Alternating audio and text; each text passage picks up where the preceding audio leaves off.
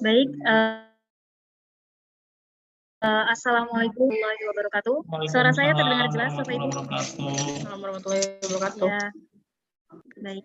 Mohon perhatian, acara mentoring kelas series 13 MGMP Politeknik Sahid Jakarta akan segera dimulai dengan tema Manajemen Hotel 2. Yang terhormat Bapak Sony Harsono CHA selaku mentor pada siang kali ini. Yang terhormat jajaran Sivitas Politeknik Sahid Jakarta, dan yang terhormat para peserta yang hadir pada acara kali ini. Hadirin yang terhormat, kami menghimbau untuk para peserta untuk tetap berada pada Zoom meeting. Jika peserta memiliki pertanyaan, kami akan membuka sesi tanya jawab di akhir.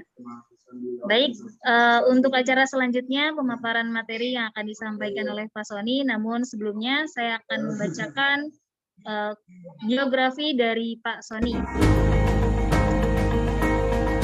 Pak Sony Harsono merupakan Experience General Manager, memiliki latar belakang yang kuat dalam manajemen hotel.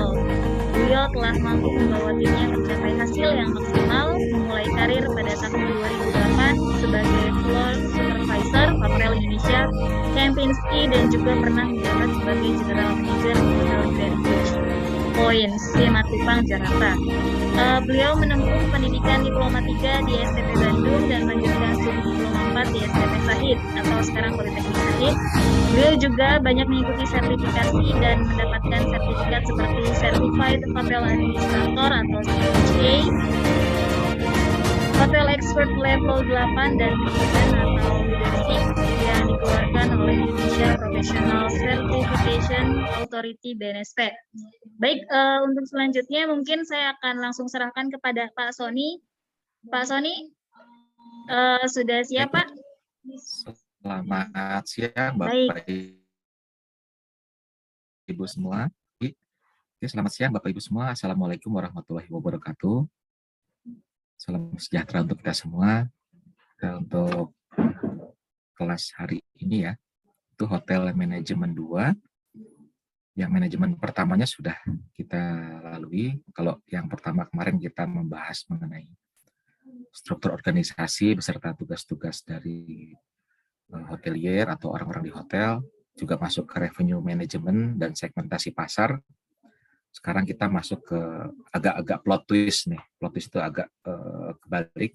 Kita coba lihat lagi arti hotel, terus level-level manajemennya, dan yang terakhir ada leadership.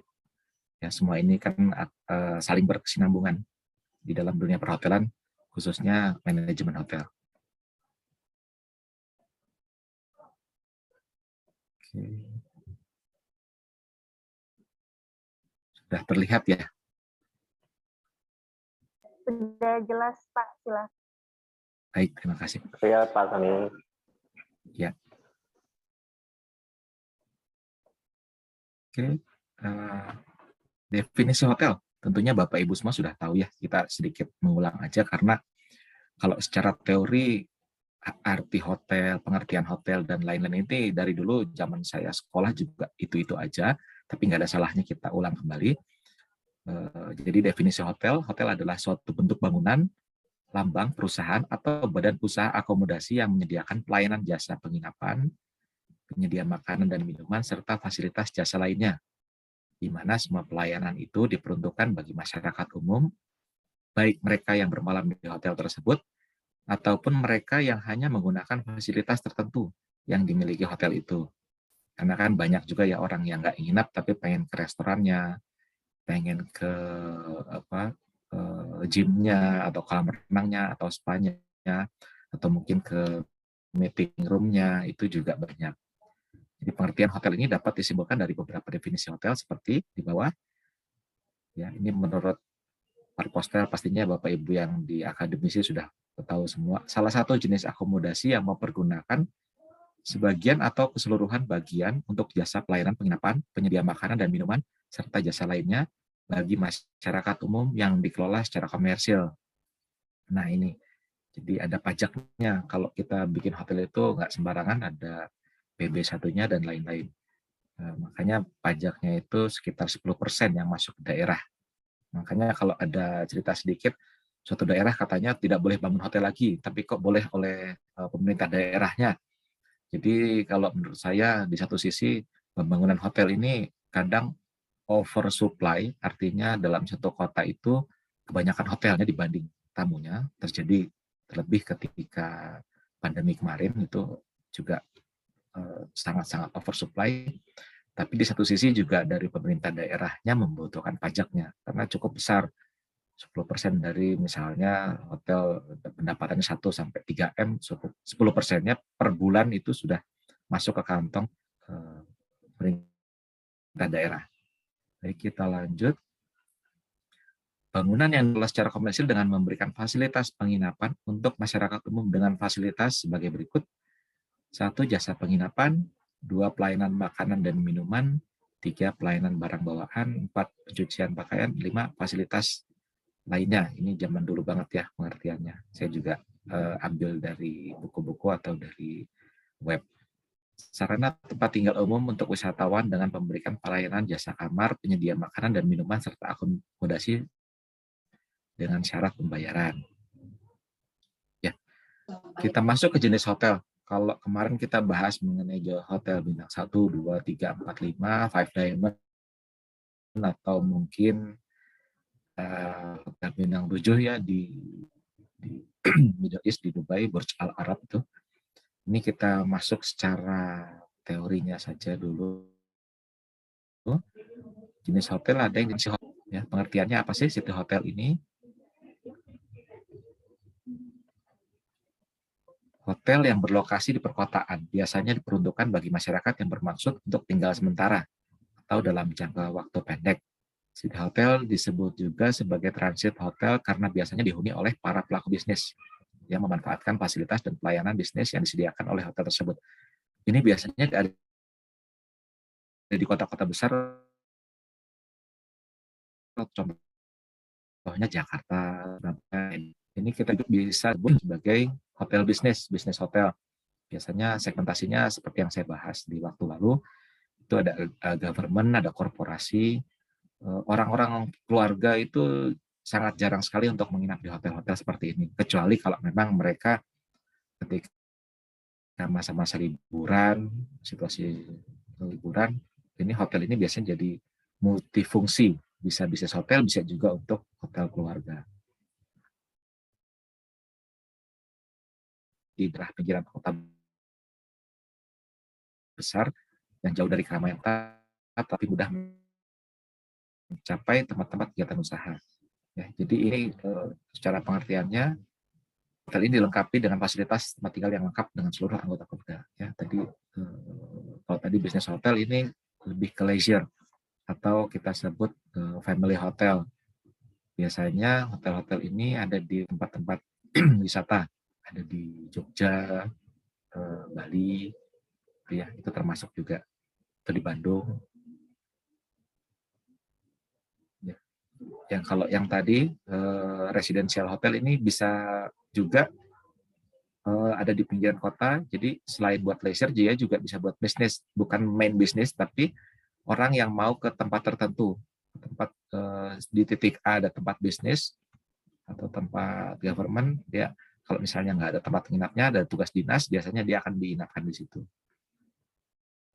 Ketiga, resort hotel. Nah, ini pure leisure hotel ya, yang tadi saya sebutkan bisa ada di Puncak, di Bali, atau di Lombok. Nah, ini sudah pasti kalau orang mau ke Lombok, udah jarang sekali pengertiannya yang mau bisnis. Artinya bisnis korporasi ya. Biasanya mereka akan leisure di sana. Tidak menutup kemungkinan juga bagi yang untuk mau bisnis, tetapi umumnya adalah untuk berlibur. Hotel ini diperuntukkan bagi keluarga yang ingin beristirahat pada hari-hari libur atau mereka yang ingin berekreasi. Biasanya kalau resort ini harus banyak fasilitas pendukung, bukan hanya laundry atau meeting room atau gym atau kolam renang. Biasanya mereka juga harus ada fasilitas pendukung seperti contoh ada di saya sebut salah satu taman safari, itu dia punya area yang sangat besar, jadi di sana mereka encourage tamu-tamunya supaya nginap di situ, bisa bermain-main di situ, ada arena keluarganya segala macam ya. Jadi fasilitas pendukungnya cukup lengkap. Yang keempat, ada motor hotel. Hotel ini berlokasi di pinggiran atau di sepanjang jalan raya. Ini kalau pengertian motel ini kita sambungkan bisa disebut juga dengan budget hotel ya. Atau hotel-hotel yang memang hanya bed and breakfast. Kalau di luar negeri, di Amerika dan Eropa, ini disebut motel karena singkatan dari motor hotel. Ya, mereka menyediakan garasi untuk mobil.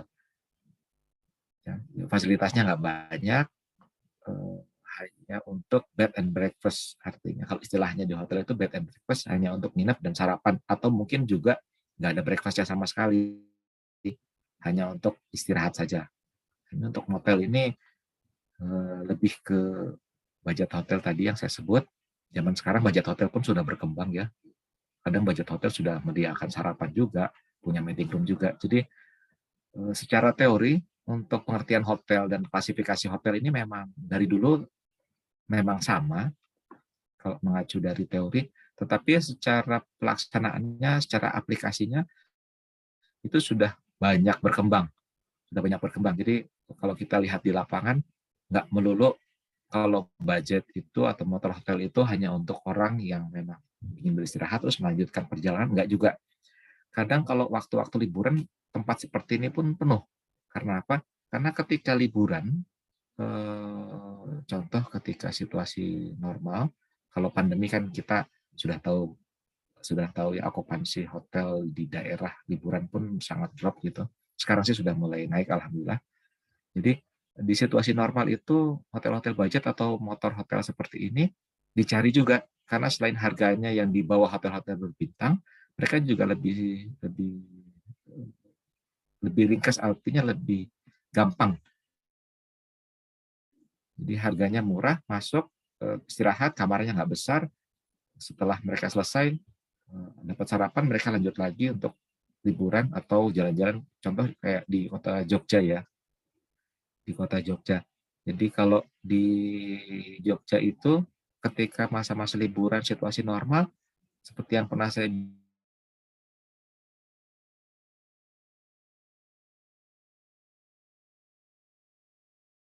bilang, hotel budget yang rata-rata hariannya hanya di hanya berhubungan maksimum, ketika demand-nya naik, harganya otomatis naik.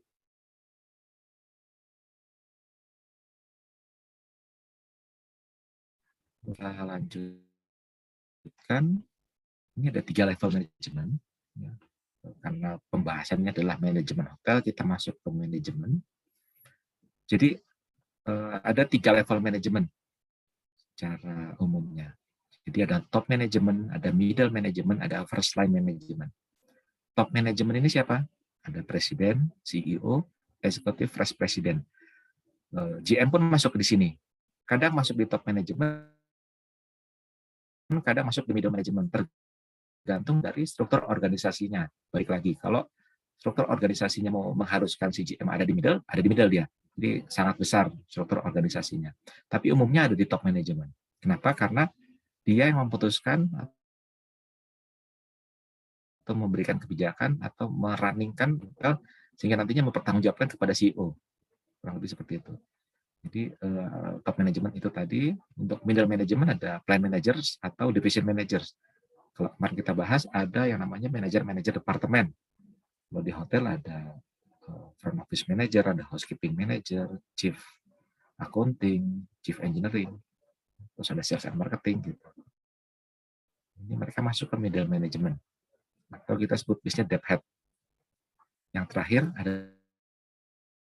adalah first line management. Biasanya adalah supervisors, para supervisors. Supervisor di sini masuknya first line management. Terus kalau staff-staff di mana, Pak? Ya, staffnya ada di non manajerial. Ya, karena pembahasannya adalah manajemen, jadi hanya 3 ini saja. Sampai di paling bawah adalah supervisor. Balik lagi tergantung struktur organisasinya. Kadang supervisor pun tugasnya sudah kayak manajer. Kalau hotel-hotel budget itu supervisor malah tugasnya kayak manajer, dia memanage tim di bawahnya langsung dan langsung laporan ke hotel manager atau top manager karena strukturnya yang kecil itu tadi. Mengapa level manajemen itu penting? Ya, level manajemen bertujuan untuk memastikan adanya efektivitas dan efisiensi dalam kerjaan akan di dalam suatu organisasi atau usaha. Saya lanjutkan. Nah, ini ada top management. Top management ini kita bahas. Manajemen puncak memastikan kelancaran kerja organisasi secara keseluruhan. Mereka bertanggung jawab untuk memastikan bahwa tujuan keseluruhan organisasi tercapai. Peran mereka dapat dibagi menjadi 4 kategori. Yang satu adalah menetapkan sasaran dan tujuan organisasi. Ini biasanya visi dan misi, terus langkah-langkah apa aja yang dibutuhkan oleh teman-teman di managerial level. Gitu.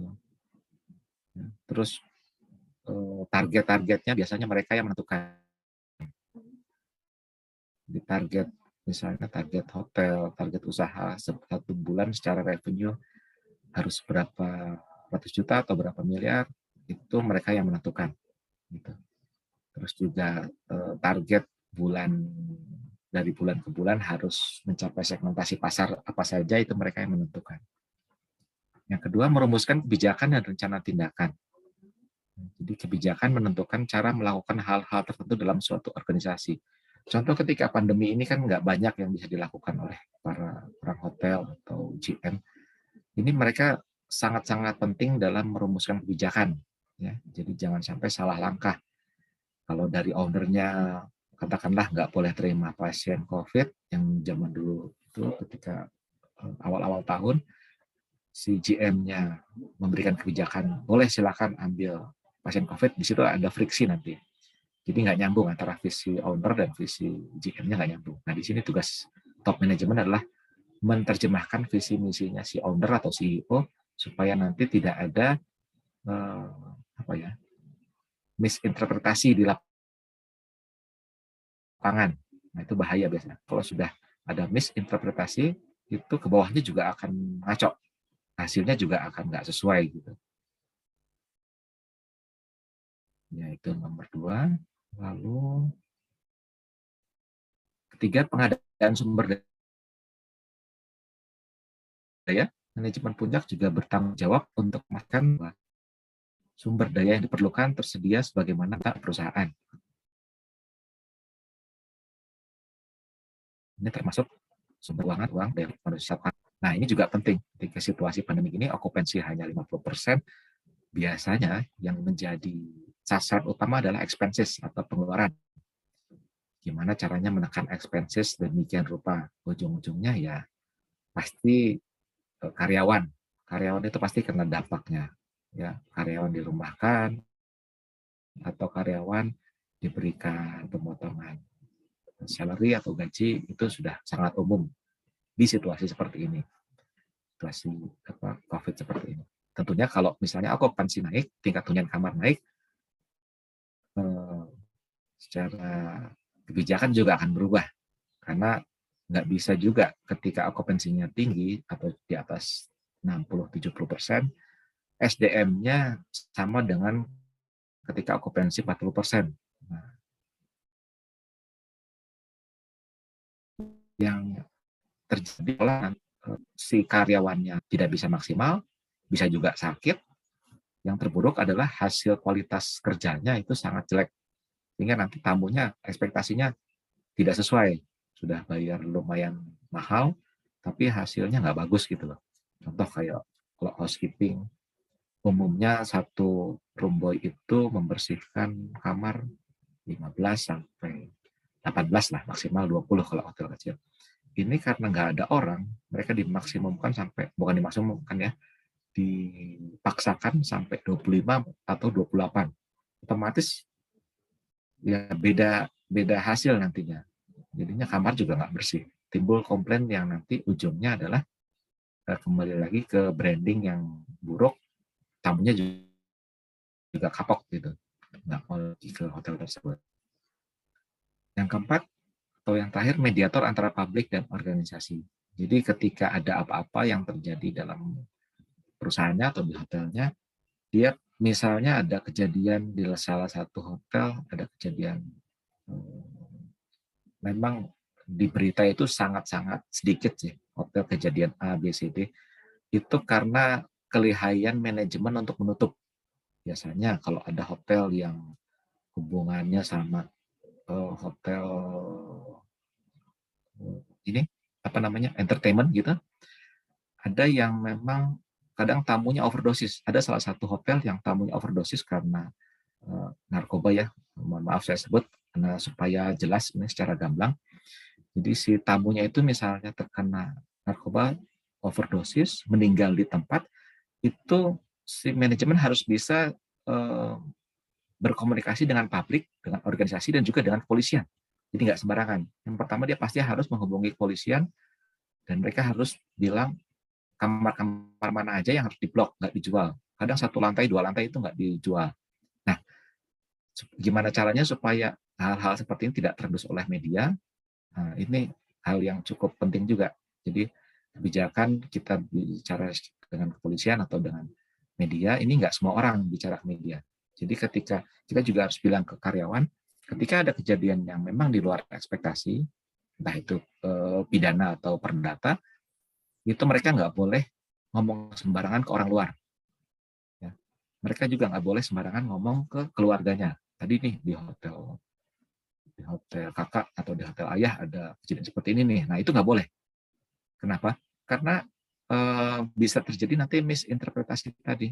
Jadi bisa jadi yang diceritakan A, B, C, D yang diterima oleh orang lain A, B sampai Z gitu. Jadi banyak bumbunya. Ini yang bahaya. Nah, tujuannya apa? Tujuannya hati-hati supaya dari sisi marketing atau dari sisi penjualan ini nggak mempengaruhi. Jadi ketika hotel yang terbilang misalnya angker karena banyak kejadian A, B, C, D, itu otomatis tamunya juga males. Gitu. Ketika tamu-tamu hotel A banyak kejadian A, B, C, D, itu juga biasanya tamu-tamu udah enggan gitu. Nah ini hubungannya balik lagi ke nama baik perusahaan atau nama baik hotel. Saya lanjutkan. Kita masuk ke middle management. Middle management ini tadi kita sebut dengan departemen head ya kalau di hotel. Ada front office manager, ada housekeeping manager, dan lain-lain. Ini perantara antara level manajemen puncak yang membuat keputusan dan manajemen tingkat yang lebih rendah atau supervisor, ya, yang mengarahkan pekerjaan pekerja non-manajerial organisasi. Jadi departemen head ini memimpin departemennya gimana supaya mereka bisa mengerjakan tugas-tugasnya dengan baik. Tentunya setiap departemen head ini kan punya target-target ya. Contoh kalau FO manager ini harus memiliki target, gimana caranya dia memberikan layanan yang baik ketika check-in, ketika menerima reservasi, ketika timnya ada tamunya check out atau menerima komplain, ini kan bagian dari departemen masing-masing. Oke, manajemen tingkat menengah bertanggung jawab atas implementasi rencana dan tujuan yang efektif yang ditetapkan oleh manajemen puncak. Jadi bagaimana caranya supaya middle management ini punya target atau punya tujuan, yang pasti seorang manajer top manajemen atau GM atau CEO atau apapun itu, dia harus memberikan atau mendeskripsikan tugas-tugasnya, targetnya apa aja. Bisa mungkin tiap bulan harus naik. Jadi kalau bulan ini tugasnya adalah gimana caranya supaya review-review tamu bisa masuk yang baik 100 review. Bulan depannya harus mungkin dinaikkan lagi. Atau gimana caranya supaya zero complaint. Nggak, zero complaint agak sulit ya. Minimize complaint. Itu lebih terukur. Manajemen tingkat menengah bertanggung jawab untuk mengkomunikasikan tujuan dan sasaran yang ditetapkan oleh eksekutif puncak ke manajemen tingkat yang lebih rendah. Dan memastikan bahwa pekerjaan yang dilakukan oleh manajemen tingkat yang lebih rendah selaras dengan tujuan tersebut. Tugasnya, ini kita bisa lihat. Ya, tugasnya manajerial menafsirkan rencana dan mengkomunikasikannya ke manajemen tingkat bawah atau supervisor. Zaman sekarang nggak jarang juga manajer-manajer atau dev head yang ikut andil ke pekerjaan supervisor atau mungkin ke pekerjaan staffnya. Menafsirkan rencana dan mengkomunikasikan ke manajemen tingkat bawah. Lalu melaporkan hasil dan umpan balik kepada eksekutif tertinggi, CEO, atau presidir atau GM, memotivasi karyawan, mempekerjakan dan melatih karyawan. Nah, kalau tadi kita bahas tugas manajer dev head, FOM, chief engineering, kadang terjun langsung mengawasi karyawannya, mengawasi staffnya, atau kadang chief engineering di hotel, biasanya kan tugasnya secara strategi ya. Ini mereka ikut nyolder, ikut apa, itu bagus. Tetapi tidak boleh selalu mengerjakan tugas staff. Kalau tugas manajer selalu mengerjakan tugas staff, artinya ada yang salah. Entah dia kekurangan staff, atau mungkin dia nggak ada kerjaan, kan gitu. Secara pengertiannya.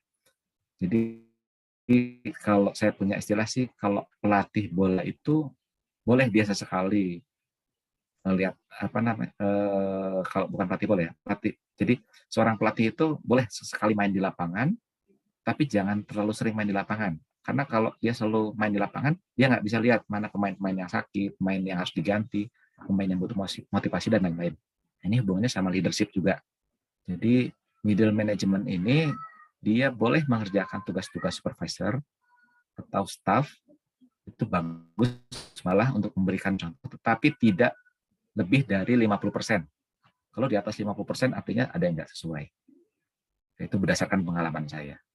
GM juga bagus kalau misalnya mau turun ke bawah, ngerjain tugasnya FOM, ngerjain tugasnya FPM, membuat rencana, strategi, dan lain-lain memang tugasnya. Tetapi kalau terus-menerus involve atau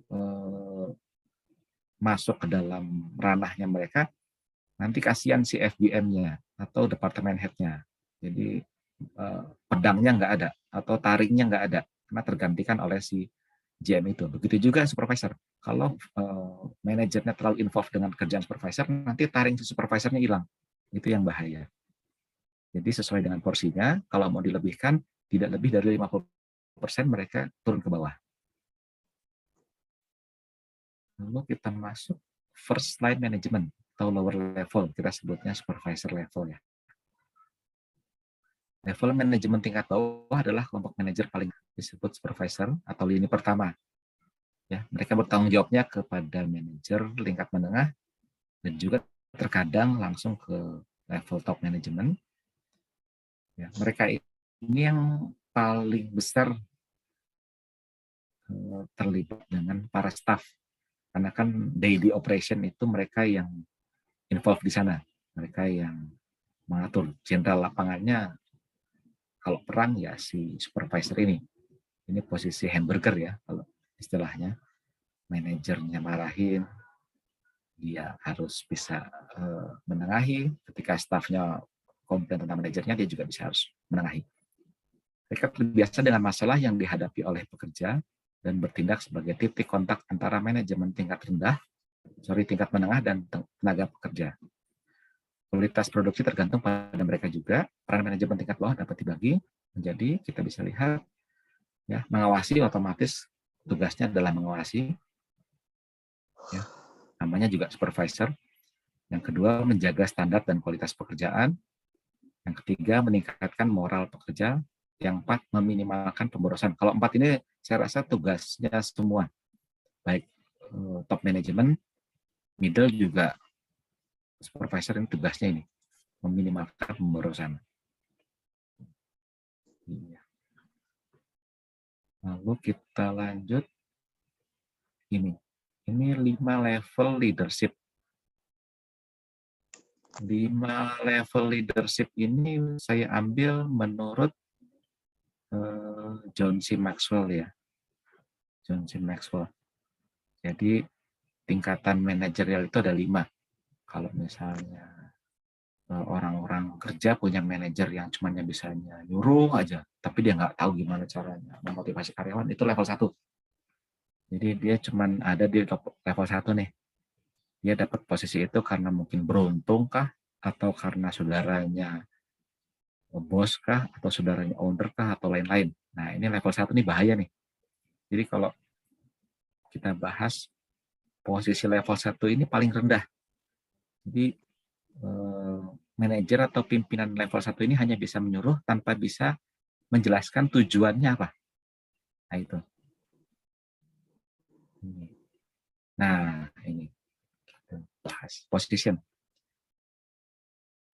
Pada tingkatan ini pemimpin memimpin berdasarkan otoritas saja. Memimpin berdasarkan jabatan atau kuasanya. Jadi biasanya dia hanya nyuruh, mengawasi, lebih ke apa ya, bosi mungkin ya, lebih ke posisi.